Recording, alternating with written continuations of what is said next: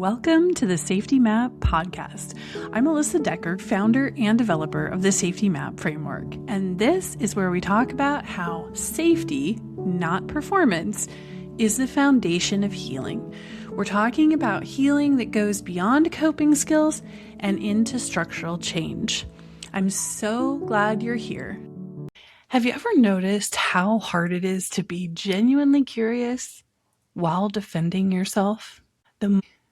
The moment we feel judged, attacked, criticized, curiosity is usually the first thing to disappear.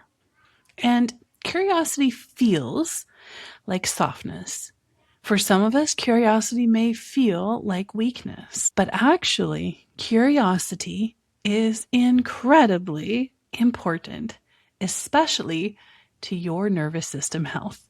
That's what we're talking about in today's episode.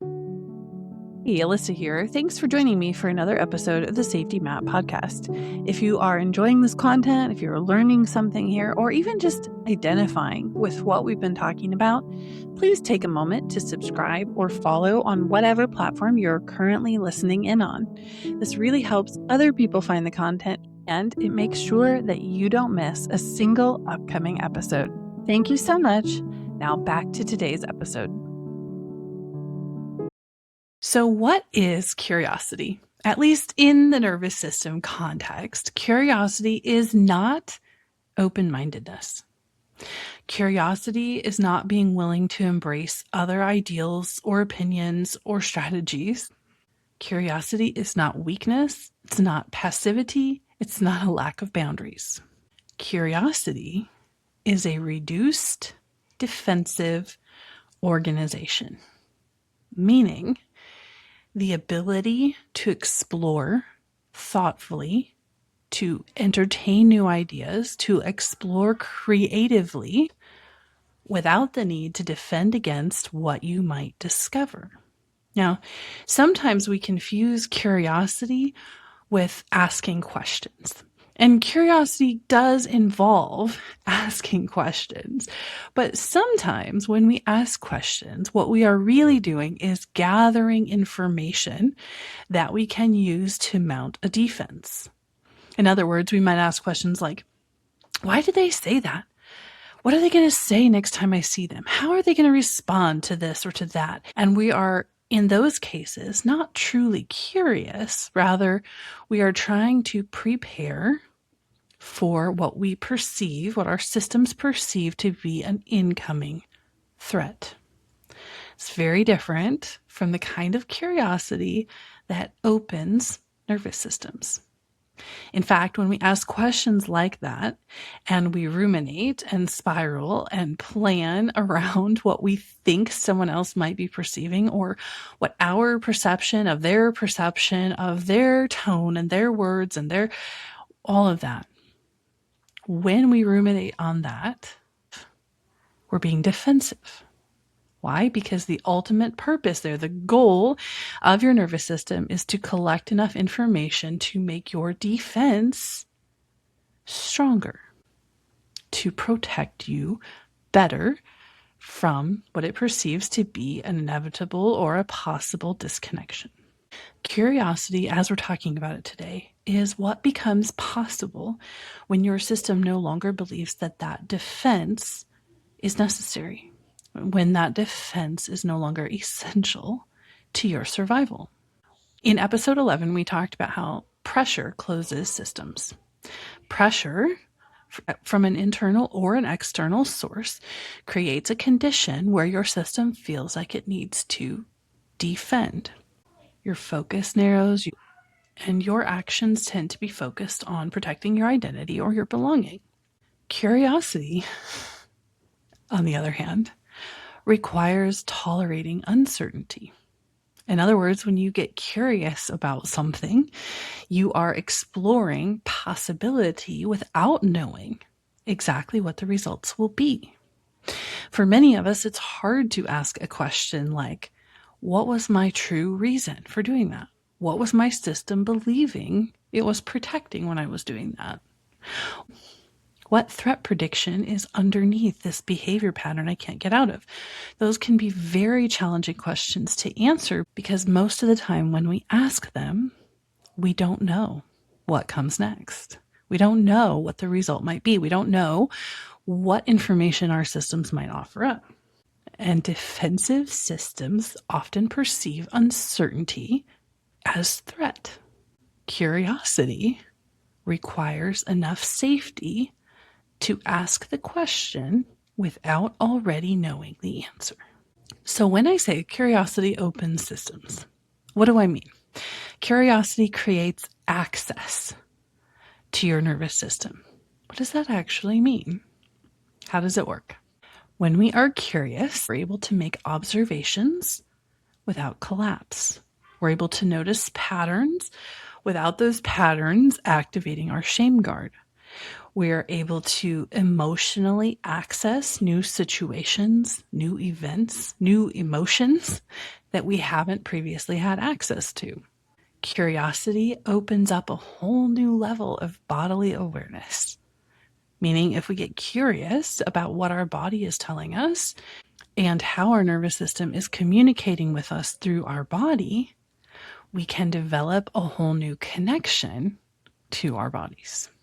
And curiosity also allows new information to integrate. If your nervous system is in a defensive state and I give you a new piece of information, even if it's insight or understanding about what your system is doing, very often that information will not integrate. It won't land fully because a defensive system is often closed to new information. So here are some examples. Instead of asking, what is wrong with me? Why am I still doing this? Curiosity asks, what is my system trying to do here? What is it attempting to accomplish through this behavior? How is it trying to protect me? Instead of asking, why am I like this? Curiosity asks, what threat prediction is under this reaction? What danger is my body perceiving here? When we reach curiosity, because there is enough safety to become curious and for our safety maps to open, that is when nervous system repair becomes possible. But as long as curiosity remains a threat, systems remain closed and threat predictions cannot update. Let's talk for another minute about why curiosity often feels unsafe, because this is a big one for a lot of people. And so if this is you, don't feel alone. This is far and away one of the most challenging things for many people getting started in nervous system repair.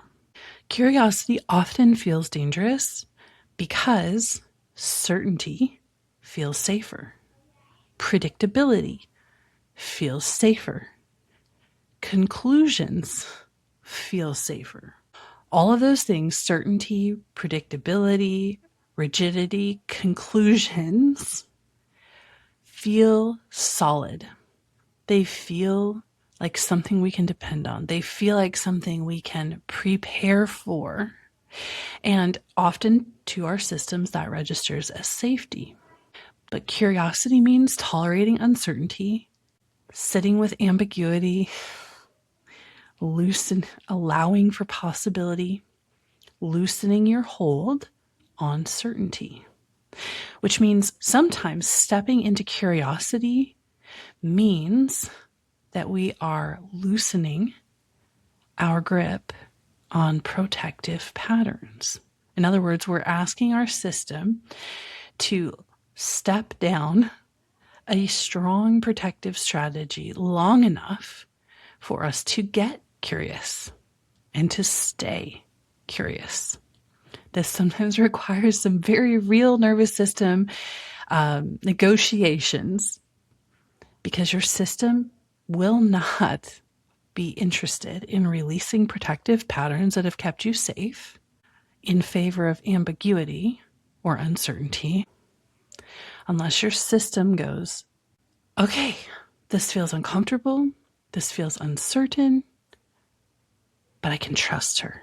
She's aware, she's present, He's focusing, he's watching. I can let down my guard long enough to be curious, long enough to ask the questions. Now, in relationships in particular, curiosity often plays a very big role, or the lack of curiosity often plays a very big role in the relationship dynamics. It is incredibly hard to feel seen and known, or to convey to the other person that you see them and know them without curiosity. Curiosity changes our parenting, our relationships, our work experiences, our family dynamics.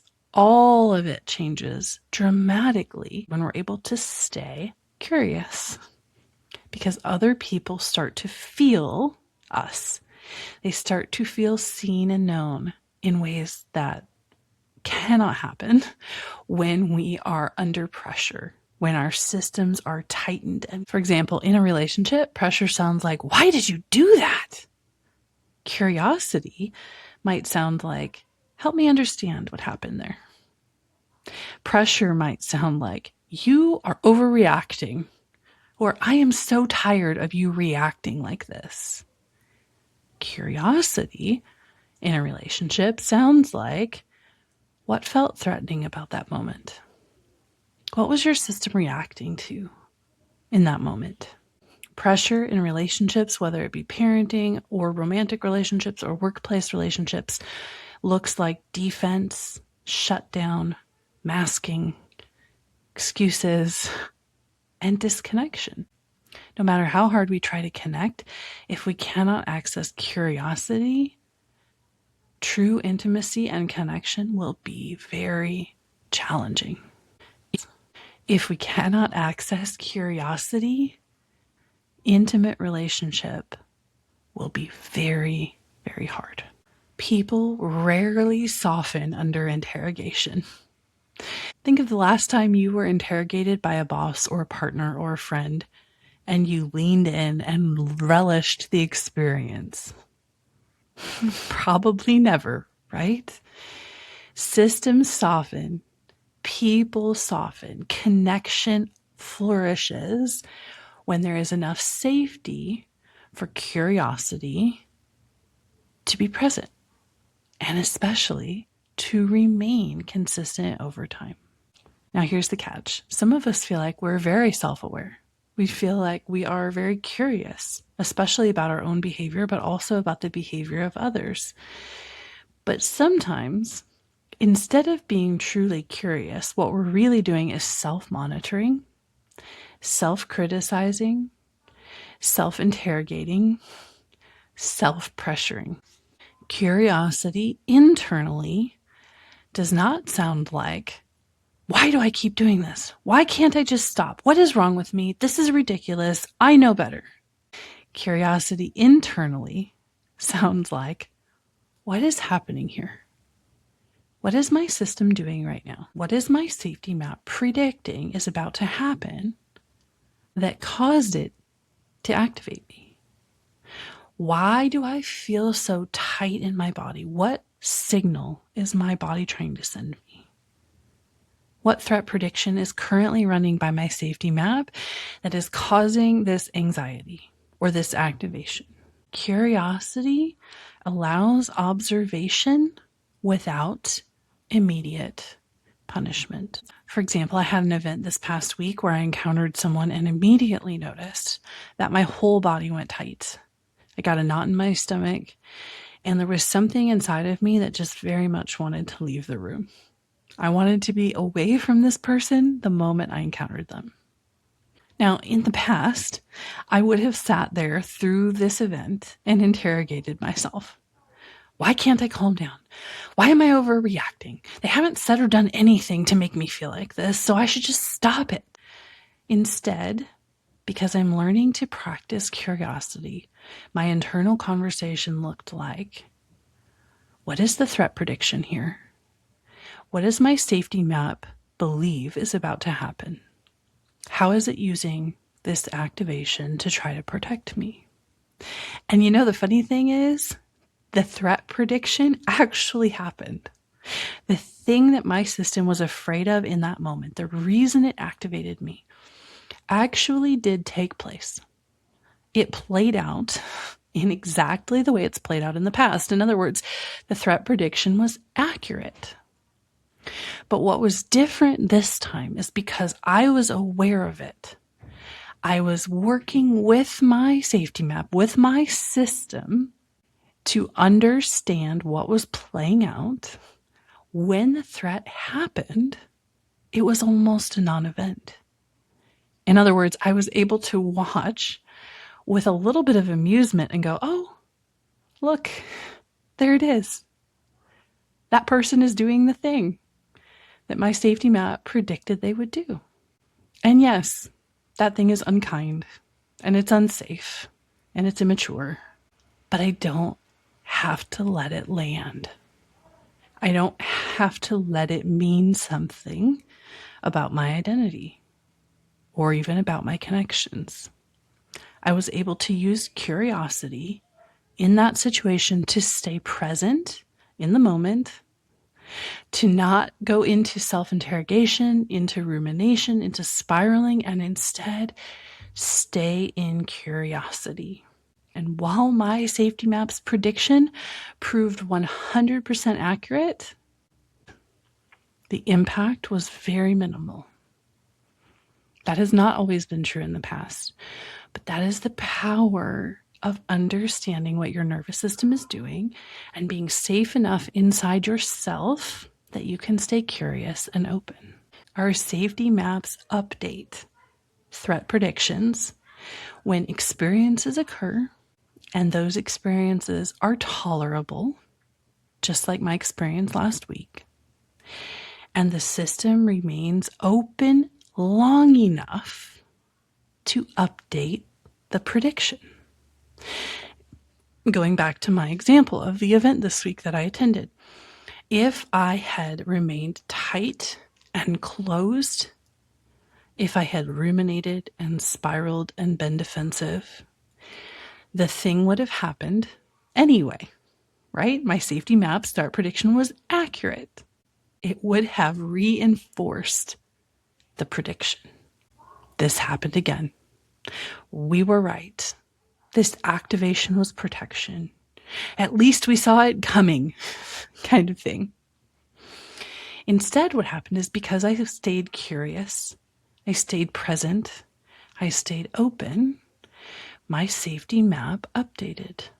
And next time that threat prediction occurs, the impact will be even less. The activation will likely be far less because my safety map now has new information that says that threat prediction can be completely accurate. That threatening behavior or circumstance can play out. And I can stay present with myself, and I can defend adequately, and I can make it through that experience without further harm. That is what nervous system repair looks like. And this can happen in those tiny little everyday experiences, and it can also happen when it comes to your trauma. Curiosity allows your system to remain open. It allows new information to enter. It allows threat predictions to update. Pressure blocks it.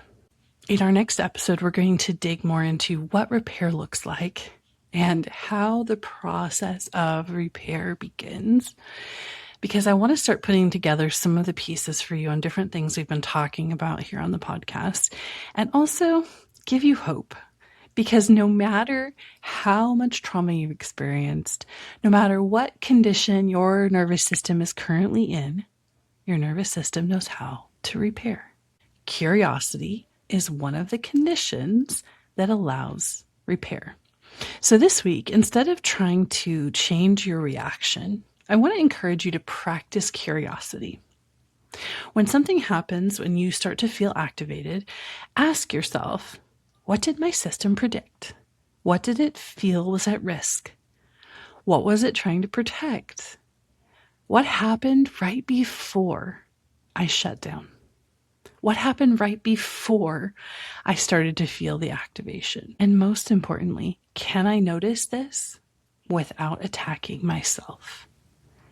In other words, can I say, oh, look, I'm activated. I'm dysregulated. What is my safety map predicting? What is happening right now in my system? Activation happens. It happens for all of us, and it is not the problem.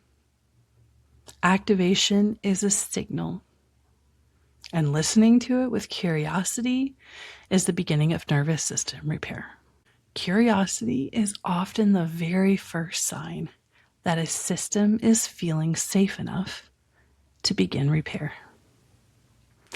Thank you for joining me for another episode of the Safety Map podcast.